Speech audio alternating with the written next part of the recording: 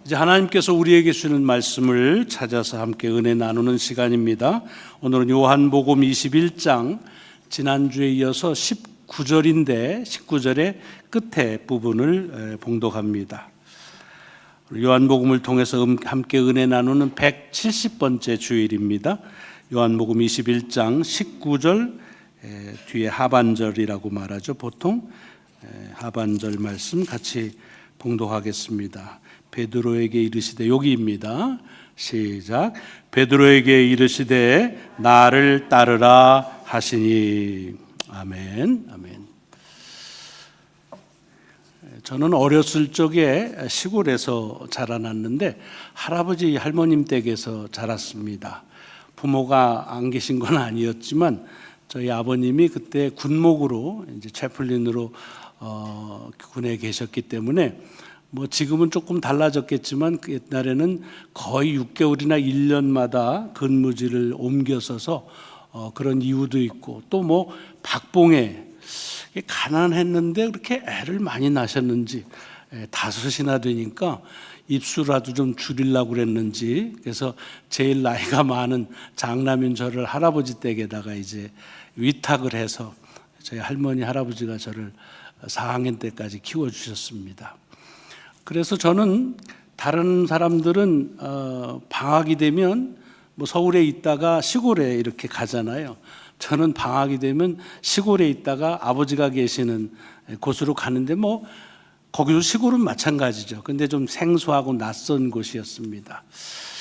국민학교 한 3학년 때로 기억이 되는데 그해 여름에 그때 저희 아버님이 저 화천이라는 곳에서 근무를 하셨습니다. 지금도 뭐 교통이 서울처럼 좋지는 않지만 그때는 화천을 가려고 하면 하루 종일 걸렸습니다. 춘천까지 가는 것도 힘든데 거기서 그때는 8호를 타고 이렇게 가는데 거기가 그냥 일반 완웨이였습니다. 그래서 가는데 시간이 매우 많이 걸리는 그런 길을 기억을 합니다. 그리고 화천이라는 것이 지금은 이제 커졌다고 그러는데 옛날에는 거의 군인 반 민간인 반 사는 그런 군인 마을이었습니다. 그러니까 자연히 여러 그 문화나 사회의 어떤 그 일들이 군인들을 중심으로 하는 일이 많이 벌어졌습니다. 지금도 기억이 나는 건 군인들이 무장하고서 행진을 했던 일들, 또 그때가 우리 한국동란이 끝나고 10년이 채 안 되는 때라서 저 아이들이 노는 거는 참호 파놓은 산중턱에 가서 뭐 가짜 총 가지고 총싸움하고 뭐 진지 뺏고 뭐 이런 일들을 많이 했던 기억이 납니다. 근데 지금도 그때 생각하면 아주 가슴이 벅차오르는 그런 장면이 있습니다. 왜냐하면 이 시골 촌놈이 거기 갔는데 처음으로 탱크를 봤습니다. 탱크가 가는데 한 대만 봐도 이게 엄청난데 탱크 부대가 쫙 이렇게 열을 지어서 가는데 그야말로 막 지축이 흔들리는 것 같고요. 그건 뭐 굉장했죠.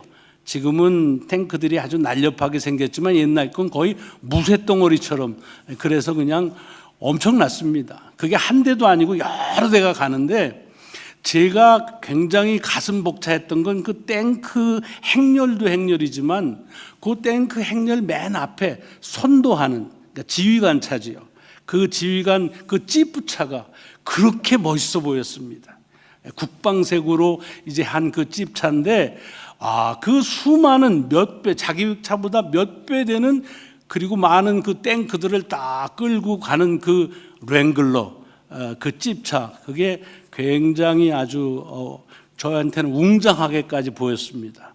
지금도 제가 로망이 있으면 랭글러를 타보는 겁니다.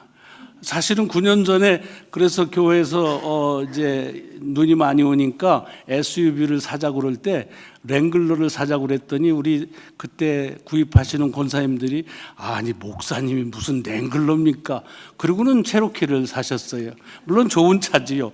근데 저는 이제 그때 한번 타볼 기회가 있었는데 왜 그런 생각했냐면 그때 그 추억이 너무 강렬했습니다. 그래서 이제 되면은 한번 그걸 좀 렌트해서라도 좀 타봐야겠다 그런 생각을 갖는데, 더 그 강렬한 인상을 가진 건 그 랭글러 찝차 뒤에 범퍼 있는 데에다가 하얀색 사인보드를 달고 갔습니다. 근데 그 사인보드 하얀 데다가 그 글씨를 나를 따르라 이렇게 쓴 그것을 이제 잊을 수가 없습니다. 마치 그 사인보드에 의해서 여러 대의 탱크들이 그냥 줄을 지어서 따라가는 것 같은 그 웅장함, 그것은 제게는 큰 충격이었습니다. 제가 랭글러 사면은 꼭 뒤에다 나를 따르라 이렇게 그럼 좀 정신 나갔다고 그럴까요? 그것이 나를 따르라라고 하는 말을 들으면 제가 떠오르는 옛날 어렸을 때의 추억입니다. 오늘 본문의 말씀이 주님께서 베드로에게 나를 따르라라고 말씀하신 이 본문을 보면서 가장 먼저 생각이 나서 옛날 어렸을 때의 일을 같이 나눴습니다. 자, 지금 주님께서 낙향하고 이제는 주님과의 관계가 끝났다고 생각하고 다시 주님 만나기 전의 생활로 어부의 생활로 돌아간 베드로와 다른 제자들을 주님이 찾아오셨고 아시는 대로 이제는 사랑을 확인하고 그리고 내 양을 치라 라고 말씀하시면서 지금까지는 네가 원하는 대로 원하는 곳으로 갔는데 이제부터는 네가 원치 않지만 누군가에 이끌려서 살게 될 것이다. 또 그렇게 죽을 것이다 라고 그렇게 말씀하신 그 말씀입니다. 그리고 나서 하시는 말씀이 나를 따르라 라고 말씀하셨다는 것입니다. 지난주에 우리가 같이 말씀을 나눴기 때문에 여기서 이제 띠를 네 스스로 띠고 네 가고 싶은 데를 갔다고 하는 말이 자유롭게 했는데 이제는 자유가 없어졌다 그런 말 하는 게 아니라는 걸 우리는 알 것입니다. 지금까지 사실은 베드로는 자기의 의지를 가지고 자기의 수고와 자기의 각오와 이런 것들을 가지고 주님을 따랐지만 근데 지금은 그런 삶이 이제는 베드로로서의 삶이 실패하고 낙향하고 그리고는 주님 만나기 전의 생활로 다시 돌아갔다고 하는 말입니다. 그런 모습을 보고 주님께서 이제부터는 네 스스로 결정하는 것에 의해서 내 삶을 사는 것이 아니라 내가 너의 삶을 인도하겠다라는 말씀의 그 내용을 주셨다는 것을 우리는 잘 알 것입니다. 왜 아느냐?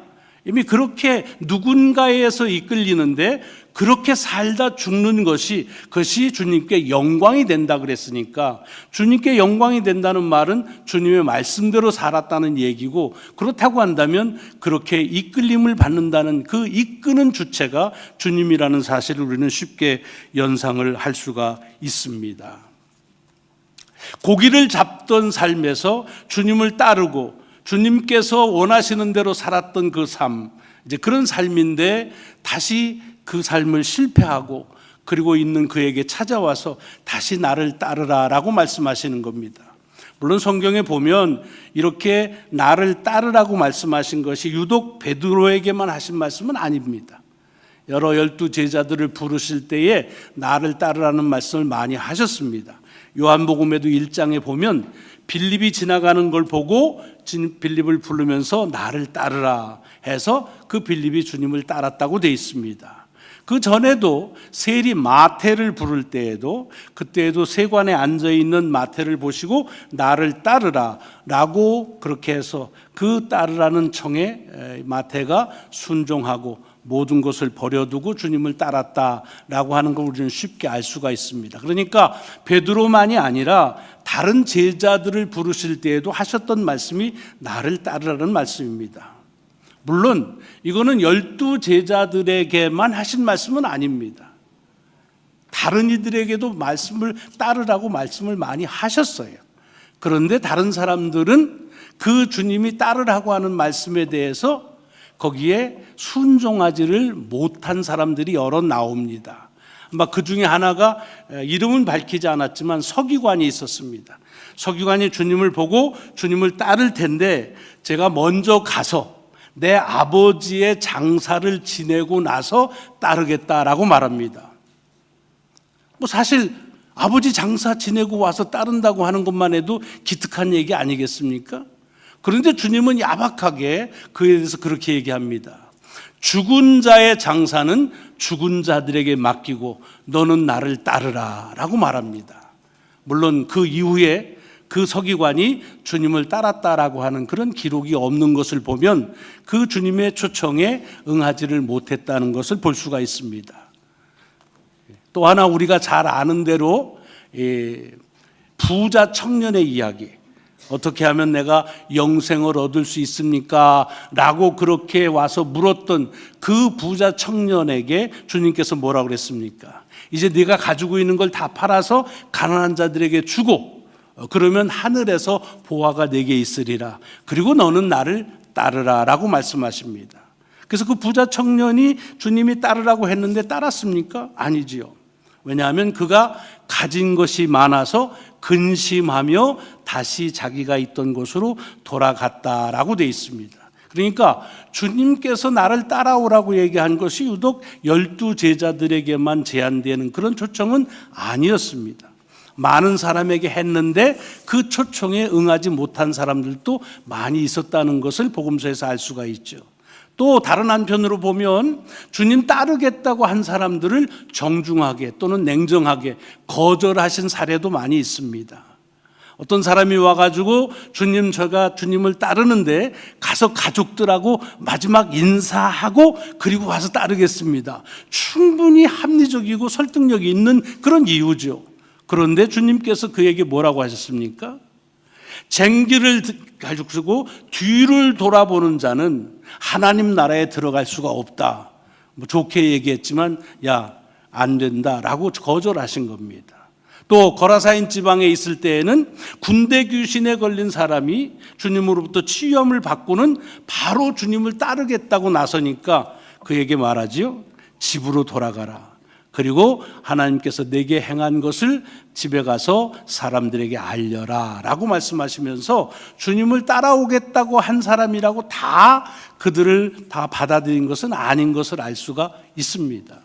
자, 이렇게 복음서에 보면은 나를 따르라고 하시는 이 말씀을 들은 이도 많고 그리고 그 일을 이제 순종하고 따른 사람과 순종치 못한 사람들이 있는 것으로 구별할 수가 있습니다. 결국 그 일을 통해서 그리스도인으로 살 수 있느냐 그렇지 못하느냐 하는 어떤 가름이 되는 것이 나를 따르라고 하는 이 초청에 어떻게 반응했느냐 하는 것으로 우리가 알 수가 있습니다. 자, 그러면 오늘 여기 주님께서 말씀하시는 이 베드로는 어떻습니까?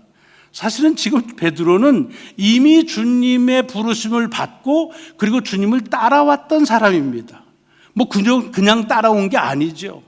열정을 가지고 열심을 가지고 다른 제자들보다 훨씬 앞서서, 그래서 우리가 사실은 성경에는 없지만 그를 수제자라고 얘기할 정도로 그렇게 뛰어난 노력과 수고를 한 제자가 바로 베드로입니다. 이미 그렇게 살았습니다.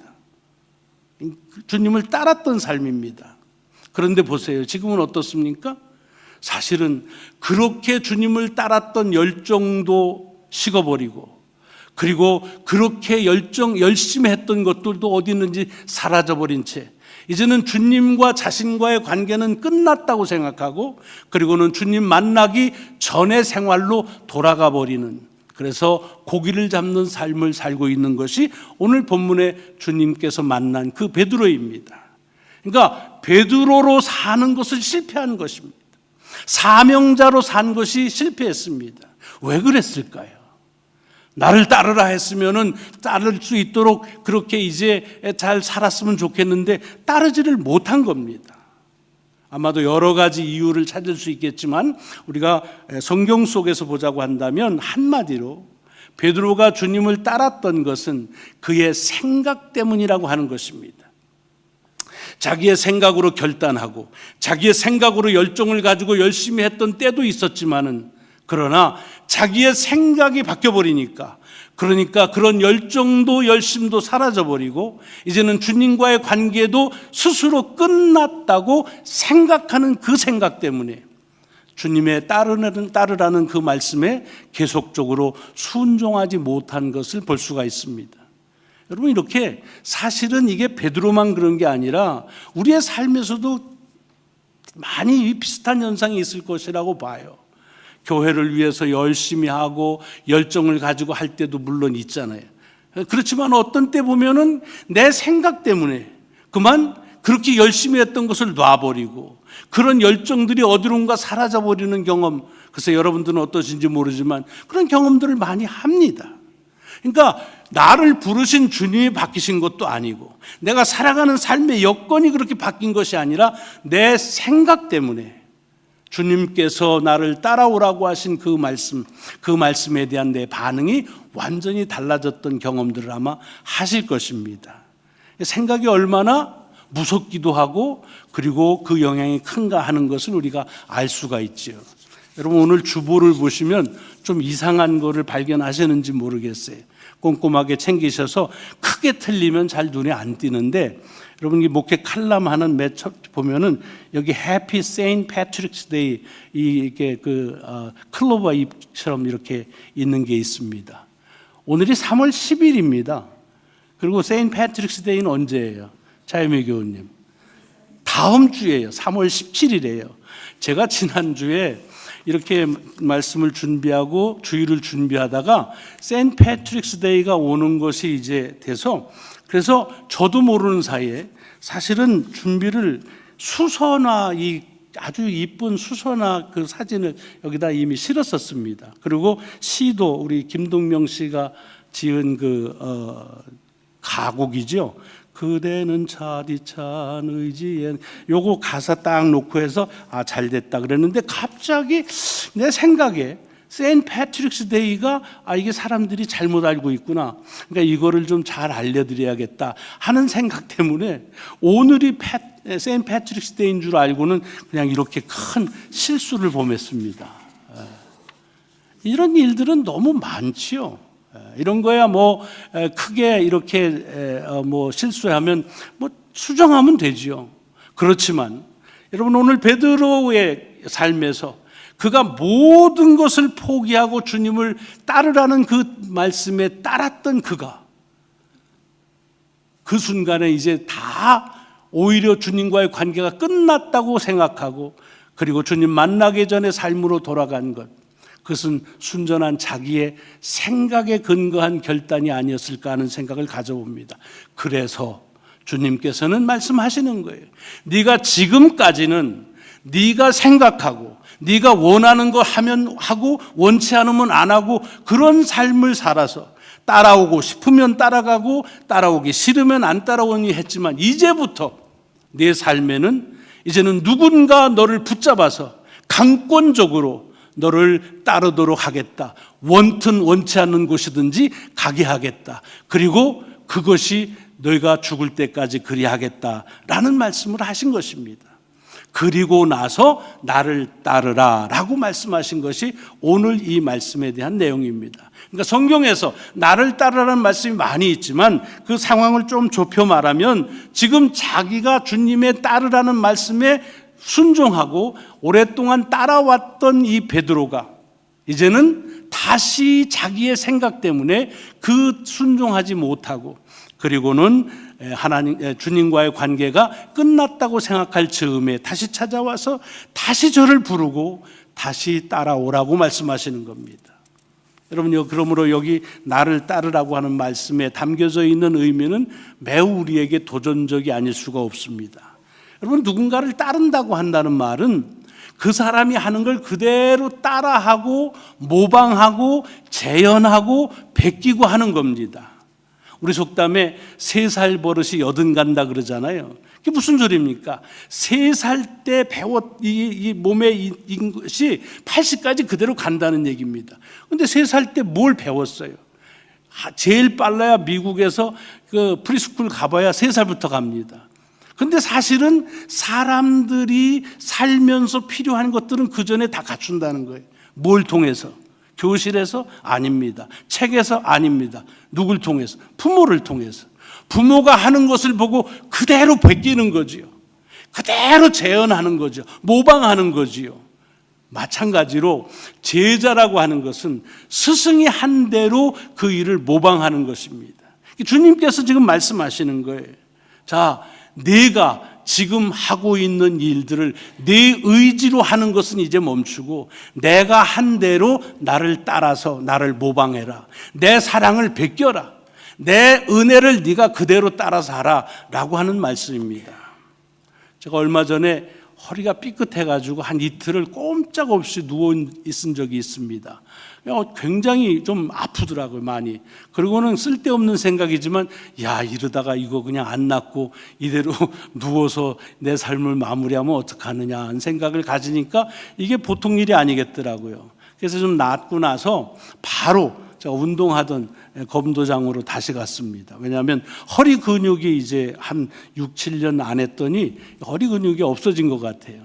다시 가서 요즘에 이제 검도를 다시 시작을 했습니다만은, 지난주에 우리 도장에 가서 운동하는데 관장님이 요즘 초단된 1단, 2단 딴 친구들, 이제 검은 띠를 가진 그 아이들을 다시 지도하는데, 사실은 저도 해봤지만 그때가 자기가 이 세상에서 검도 제일 잘한다고 생각할 때입니다. 막 6단, 7단 되는 사범들 보면 단수만 높고 실력은 형편도 없는 것처럼 보일 때가 1단, 2단 때예요. 그런데 이 친구들을 가리키면서 우리 관장님이 뭐라 그러냐면, 야, 지금은 네가 생각할 때가 아니야. 그냥 내가 하라는 대로 나를 카피해. 내가 시키는 대로 해. 라고 하는 언성이 크게 높아져 가지고서, 그래서 그들을 지도하는 모습을 보았습니다. 지금은 네가 생각해서 칼을 가지고 머리를 칠 때가 아니야. 내가 치는 거 보고 그대로 치고 내가 치라는 대로 그냥 쳐라, 이런 얘기를 하는데, 제가 오늘 본문의 말씀이 그냥 나오더라고요. 지금 베드로에게 주님께서 그 얘기 하시는 거예요. 네가 나를 따르는 게 무엇인지 생각하지 마라.